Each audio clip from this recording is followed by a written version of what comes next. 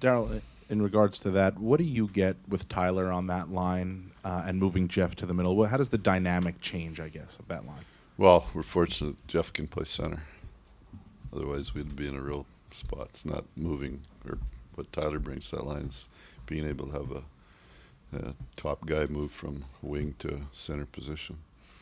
Darryl, on Jeff, he came up as a center, but has played mostly wing in the NHL. Why is it you prefer him on the wing? Just because you got your guys down the middle anyway, or? Yeah, I just think that, quite honest, when Richardson and play together, they're pretty much interchangeable, depending on who you're playing and who's taking face-offs and how they come back in their own zone. They sort of flex for each other. So, and Jeff doesn't have a problem with either. You know, we've done it off and on during the year when we split. When Mike was struggling earlier in the season, where we'd split him up. In fact, we did against Chicago. I think both games in their building in the regular season where they both played center in there. So, you know, Jeff Carter's a pretty good player at either position. That being said, Darryl, Jeff was sort of struggling on the faceoff dot before he gets into that position. Were you impressed with how good he was? He was over 50. Yeah, he struggled in the first game, but if you look at over the course of the season and then over the course of the series, we used him a lot in special team face-off situations. Mike, because they play together a lot, so they sort of control that depending on what side of the ice it's on, and you know, probably when we talked to him before the game quick there, when Mike wasn't playing, that he was going to have to take all them face-offs because we couldn't get another centerman out there because we're limited. He probably dialed in a little bit too. Darryl, how do you evaluate Jarrett's progress from game 1 to game 2? You know, I think he is disappointed himself more than I was in him. And so I think you'll see a much better Jarrett tonight. I mean, it's not easy. He's coming back from a concussion, bottom line, where he was pretty much knocked out on his feet. So to just think you're going to automatically come back in and be 100% confident in it, it's not. I don't think it's that easy. So he expects a lot of himself, and I think he'll be a lot better tonight. Victor Foley, what's allowed him to kind of, elevate from junior to the American League and all the way through here? I don't really think it's elevation. I mean, he scored 50-some goals his last year, 19 goals in junior. He was Rookie of the Year in the American League. He only played 60-some games. We brought him up when we had the roster spot to do it, not so much to play him, but because we thought he was close, and then so he could watch and just sort of progress. That's all it is, and this is too. It's he has the skill set to do it. So the next part is the mental skills. Would you, of all coaches, have a great appreciation of Tyler, knowing that you weren't the best skater, but you had good hands and were competitive, and he has similar traits like that? Yeah, he's good. I just think he's a good player. I think I wish we could have not. This is not an easy environment to put him in. You wish you could have done it differently, but this will be a good in the experience development part of it, I think, too.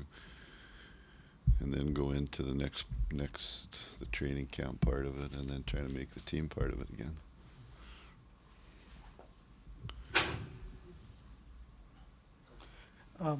Darryl, this is a league-wide thing, I know, and it was practically the reverse last year.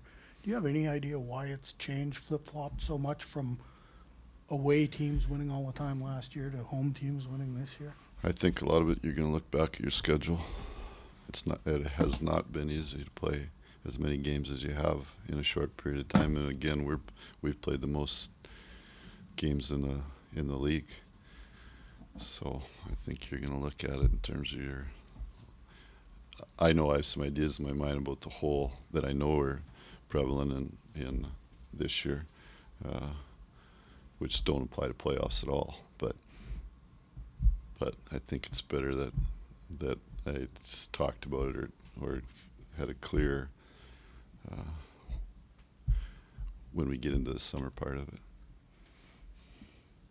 It's not easy to play, no, very simple. I mean, you look at the teams that we've played in the playoffs, how good they are at home, and you have to remember, you know what it's like, the travel out here and the way the schedule was set up.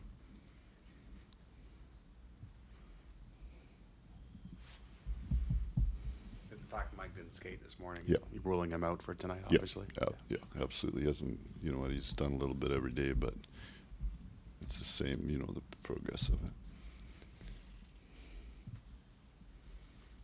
If it's just about Mike Richards making the decision, Mike Richards is playing tonight. So you got guys that don't want to play, and you got guys that do want to play. Mike Richards is the guy that wants to play.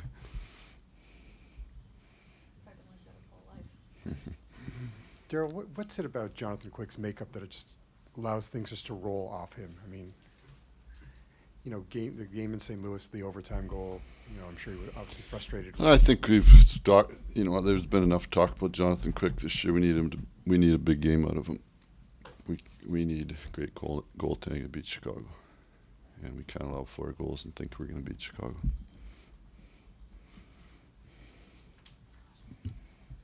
On that note, what is it then that you have to do a little better against Corey Crawford? And is he seen We enough? did a good job last game. Yeah.